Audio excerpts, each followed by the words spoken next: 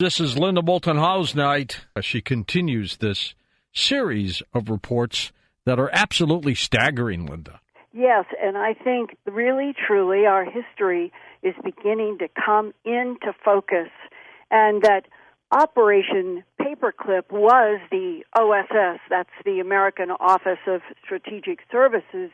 That was their program in which more than 1,500 German scientists, engineers, technicians were brought to the United States from Nazi Germany and other countries after World War II ended.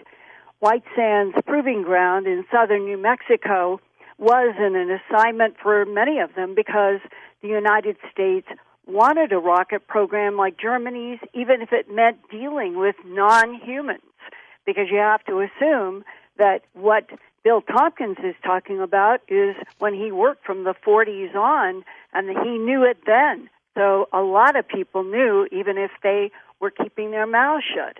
And the United States also wanted to have those valuable German minds in America and not going to the Soviet Union or other perceived competitors. There was the Joint Intelligence Objectives Agency, known as the JIOA. It began signing up German scientists and transporting them to the United States after the Allied victory in Europe was declared on May 8, 1945. But President Harry Truman did not formally execute Operation Paperclip orders until August that year.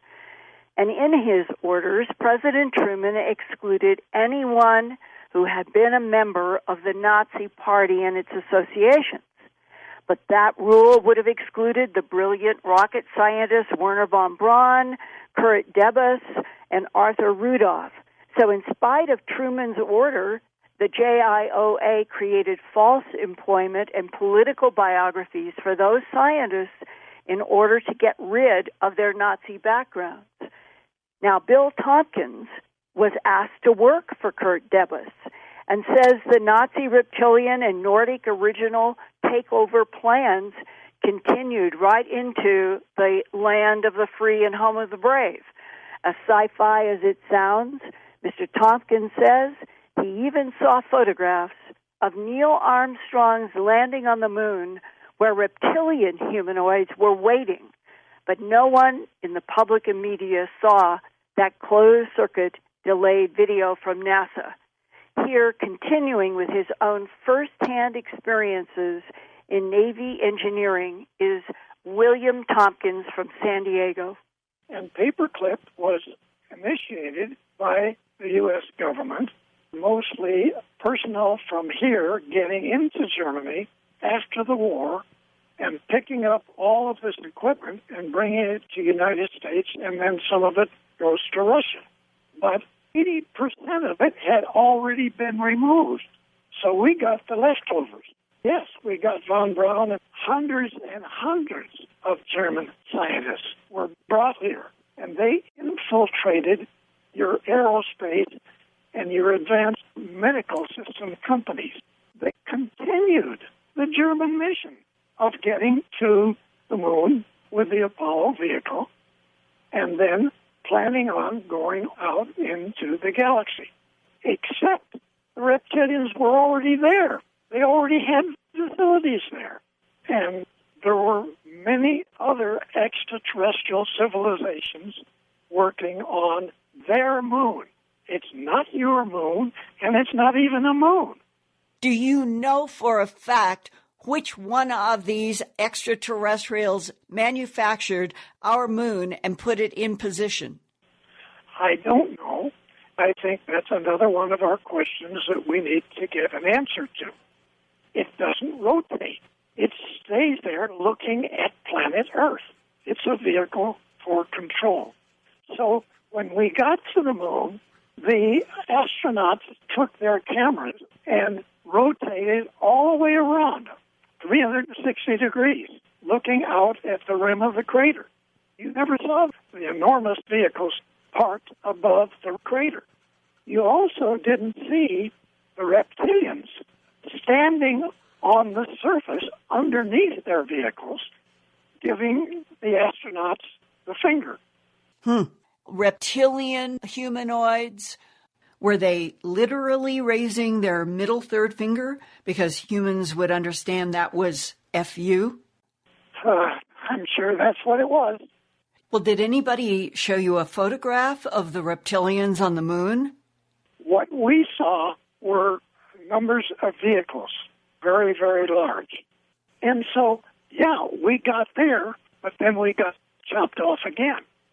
It's for their missions, not ours. It isn't our planet. The planet belongs to them. It's a laboratory, and it's their laboratory.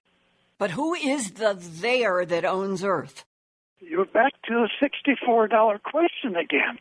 We're dealing with thousands of extraterrestrials. So it's probably a collective.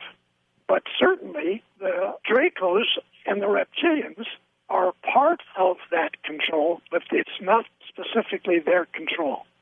That the Dracos and the Reptilians can be defeated by something that is more powerful? Yes. And what is that which is more powerful?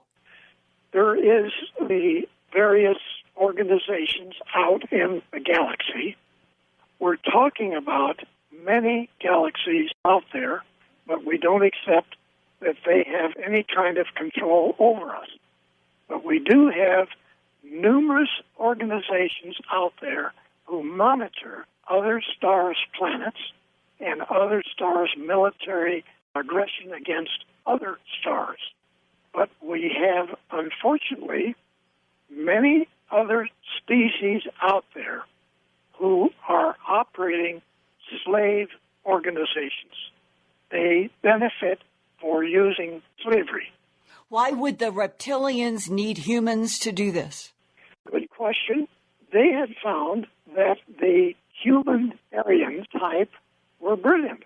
In some cases, far more than their own species. And they wanted to modify themselves to something as a combination between a reptilian and a human as far as they could. That program was also going where what they were doing here in the United States and other parts of the planet, they were abducting humans and then interbreeding with different species. This has been going on for hundreds of years by other extraterrestrial and reptilians.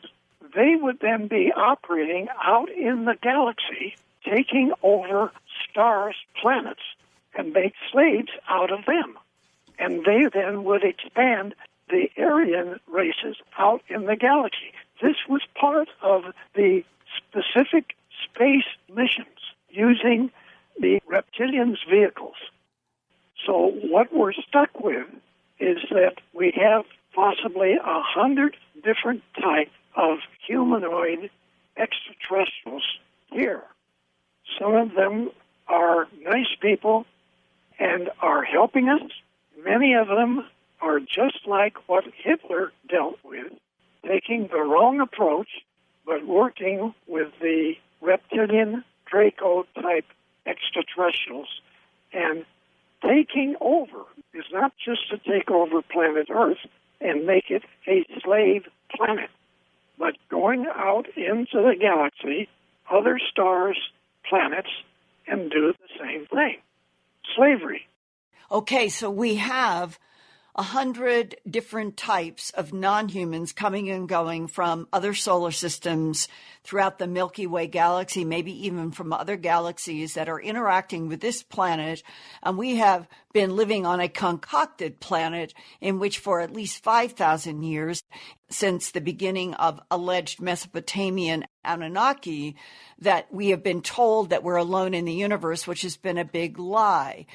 Can you explain what the relationship is between the Anunnaki, Enlil, Enki, the Titans versus Zeus Greeks, in relationship to this whole big picture of competing geopolitical, territorial, extraterrestrial groups, who in Anunnaki terms were those reptilians? Were they Nordics? Or were they extraterrestrial biological grays? You're asking an extremely good question. And I think that as we can better understand our own real history, which we're still trying to figure it out. And actually, that's the question that you're asking, because we have been lied to for, as you said, over 5,000 years of our history.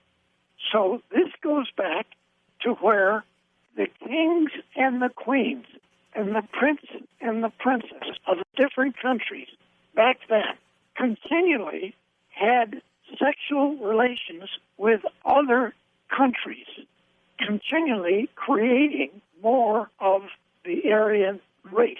Right. And this has been going on for eons. Eons of harvesting genetic material from humans and animals on Earth to make hybrids, clones, and worker bee androids for non-humans. That was first discussed by people experiencing alien intelligences in the human abduction syndrome. Abductee Jim Sparks told me, quote, "The aliens harvest DNA from us to make other life forms and body parts, the way humans manufacture cars and auto parts," close quote. If that's what the reptilian humanoids are doing, it would explain animal mutilations around the world in which the ears, eyes, tongues, jaw flesh, genitals, rectums, and internal organs are excised without blood and no signs of struggle or tracks around the dead animals. Parallel to the animal mutilations would be humans that are abducted for sperm and egg collection. But the humans are handled differently, being returned alive, even if their minds and memories have been altered to forget what happened. When I produced the May 1980 television documentary A Strange Harvest about worldwide animal mutilations, sheriffs and deputies told me off the record that, quote, "the perpetrators were creatures from outer space," close quote. In my recent interview with Tom DeLonge, I asked him what his military and intelligence group of advisors say is the reason the so-called gods or others are now and have been for centuries mutilating large and small animals around the earth. I don't have the reason, but I have been given that it is true. Animal mutilations are happening because of the UFO phenomenon. I have not been given a reason why. Whether it's nourishment, whether it's scientific cloning experiments, whether it's just to scare us by dropping the carcass, in the damnedest of places, I don't know. Or harvesting genetic material to create all of the body containers that they use. Which would make a lot of sense. Studying this stuff, as long as you have, as long as I have, anything's possible, but I have been told that it is from the UFO phenomenon. That's exactly what was told to me. And George, I had one long conversation with a person who would be in the off-the-record whistleblower category back in December of 1999.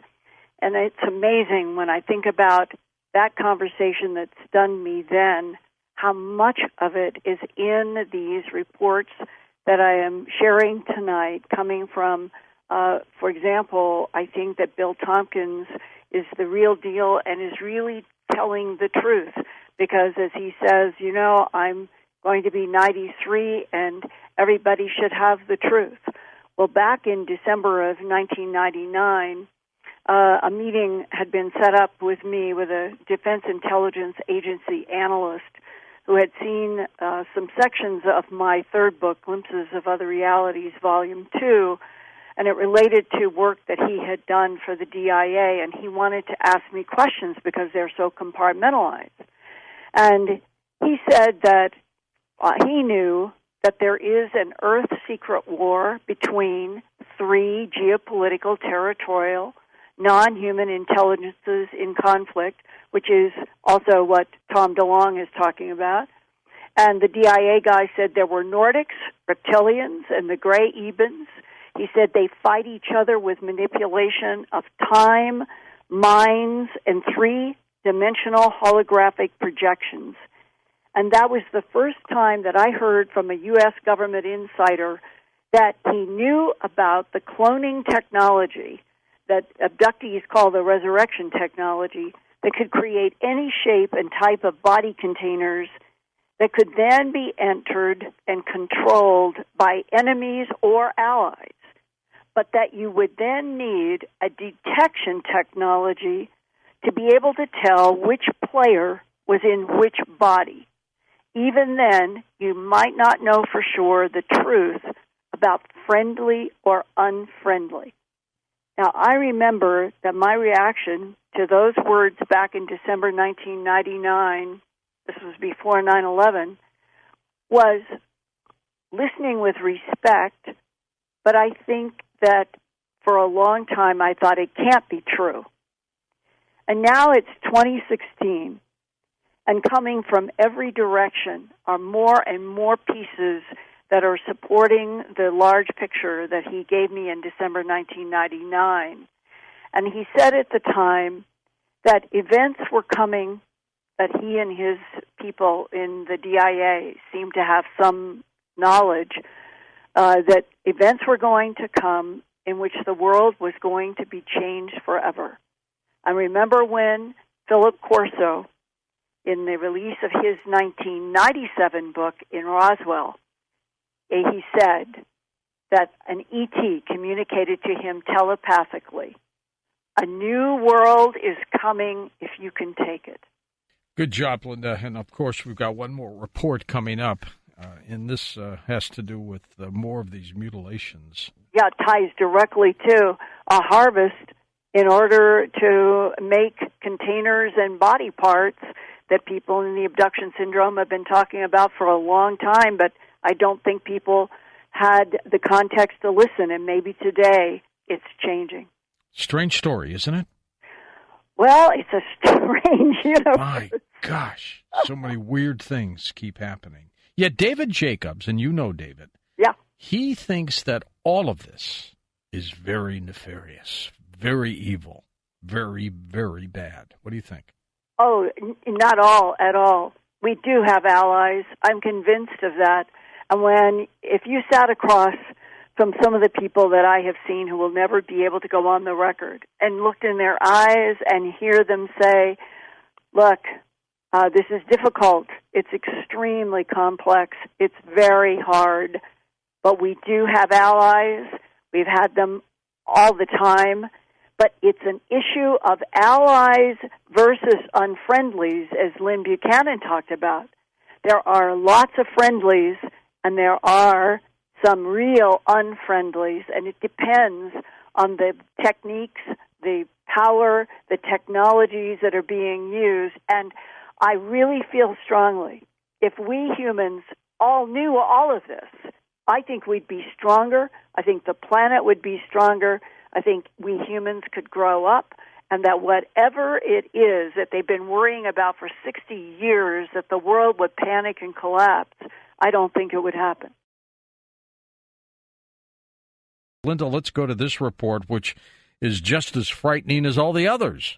Well, I don't know. I guess it can be, and I've been studying and investigating animal mutilations for so long, since 1979 when I started on that TV show, and I have been in so many parts of the world by myself, collecting tissue and getting it into containers to get to pathologists, and I'm still here, and it's terrible what happens to the animals. Oh, my God. But maybe if we knew the whole bigger picture, we might have some compassion for something that may need what they're taking. But what is ongoing is the animal mutilations ever since I started the investigation in September of 1979 as Director of Special Projects at the CBS station in Denver.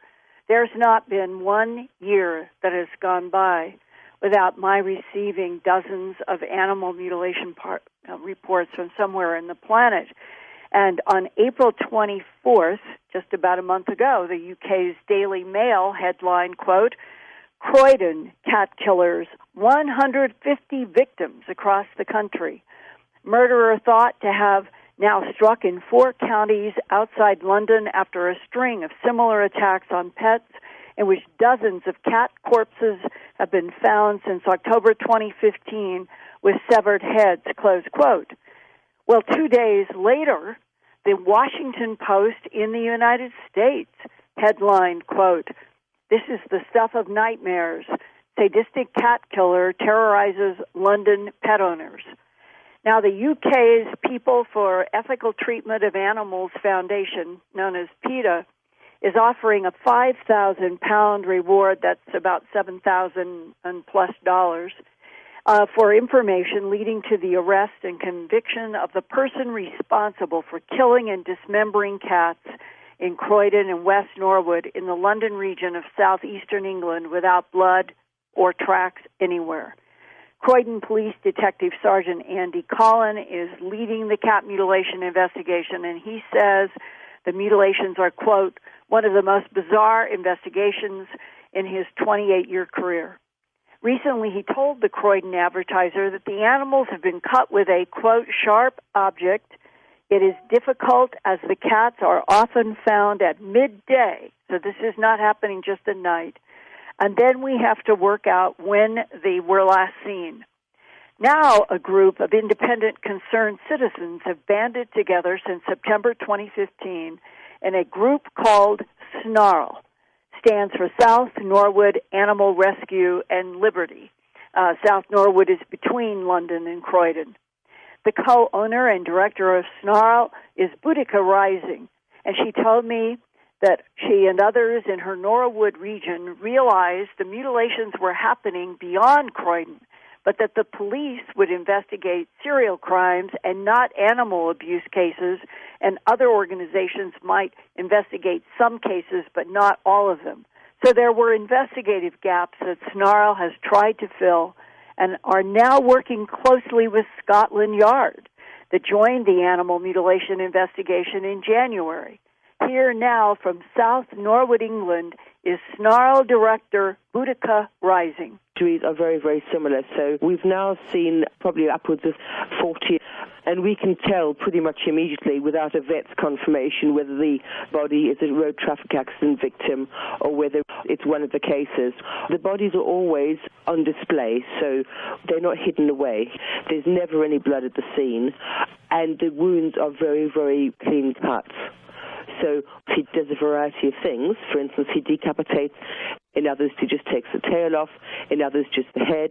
We've had a couple of half cats cut in half, and we've had cats with the back legs and tail removed, and we had one with the head and front paws removed. Is there any blood on any of the animals anywhere? Very little, and none at the scene. So he's obviously not killing the cats where he's putting them back. It looks like he's taking them away somewhere. One UK colleague of mine who has long helped Earth Files with field investigations of animal mutilations and human abductions is 52-year-old Ian Halling from Willersey in the county of Gloucestershire, southwest England. Ian is a computer technician who also manages his own PC support company. I asked him to help with news updates about what SNARL, veterinarians, and police are reporting in the persistent, bloodless, small animal mutilations in Croydon and beyond. It's been reported that it must be a knife-wielding maniac. Well, we know for a fact that they released the statement that there was no human DNA found, which is another strange aspect to the story.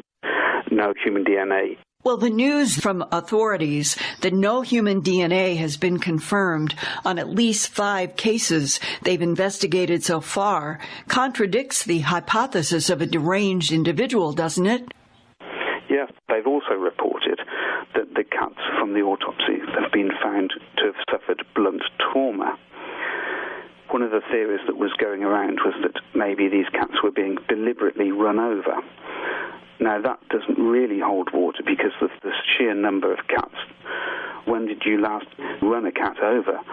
Cats are territorial. They'll stick to a small local area, and they'll be skittish. If you wanted to try and catch a cat that you weren't familiar with, or the cat wasn't familiar with you, the cat would probably run away. This is a very populated area. There's lots going on. It's in London. Things are happening all the time. There's people around all the time. There's closed-circuit TV in a lot of the locations around here. What's actually happening is the cats seem to disappear, and then their body is found dismembered, drained of blood, in a public place, sometimes even virtually on the doorstep of the owners. So this is highly strange activity. People generally ring us because they've found a body or body parts. And some of the cats have been found in very public, open spaces. Some have been found in people's gardens. It is obviously quite shocking. So if people discover their own cat, it's quite traumatic. And for people whose cat it isn't, it's still quite a shocking thing. So it's quite emotional. Have you been able to match any of the separate paws to any of the whole body cats that you've been investigating? The Aerospace are looking at that at the moment.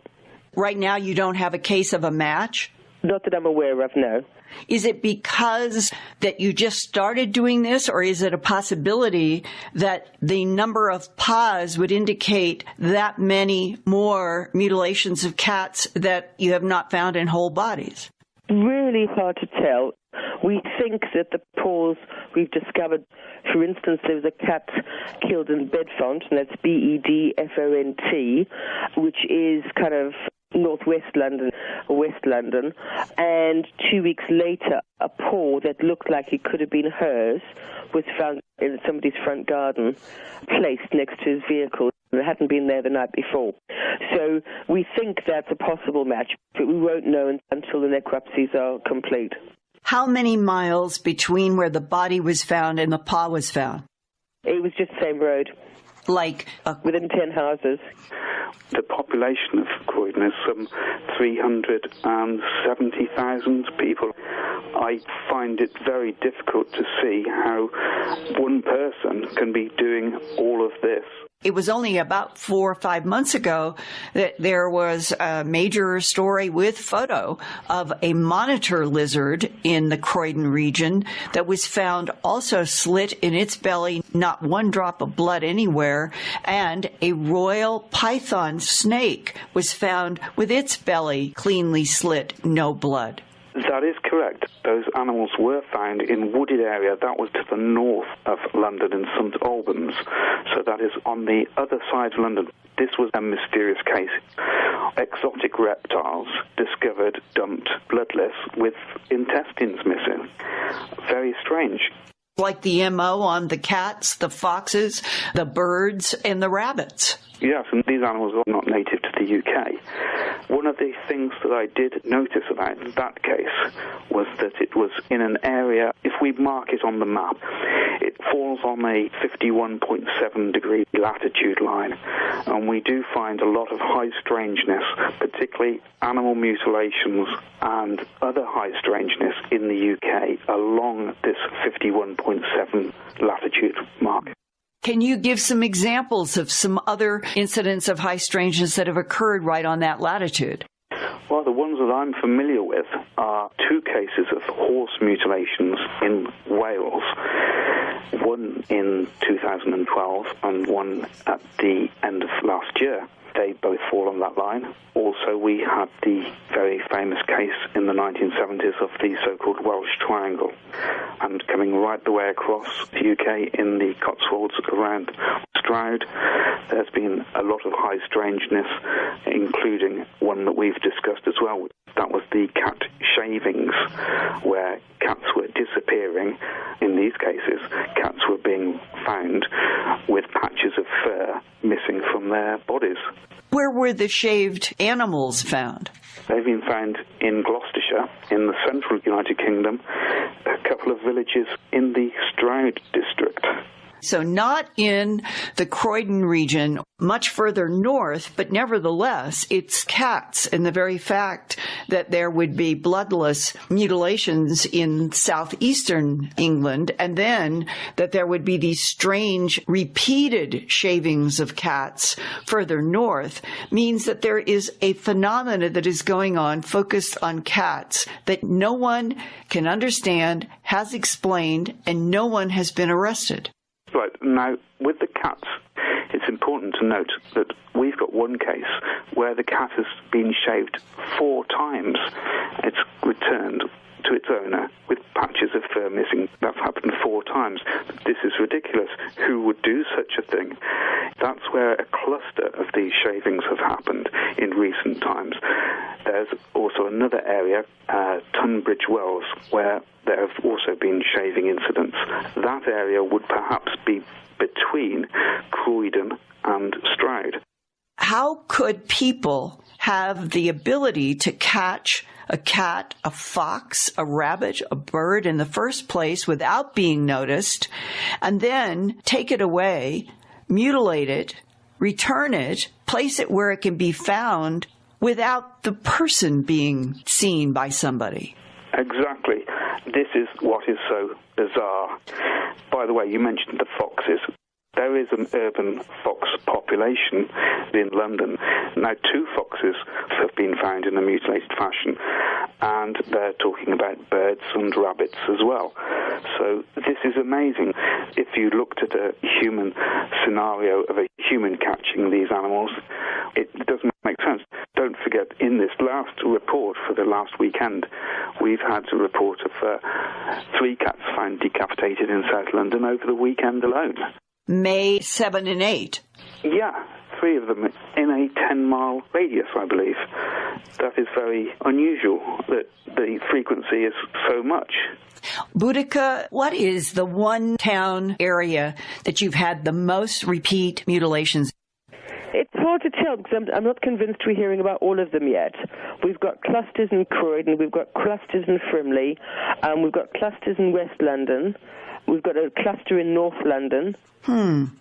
Are these occurring in a regular cycle? No, they're not. And we've had a couple that have occurred during the day as well. So whilst most of the attacks are occurring at night.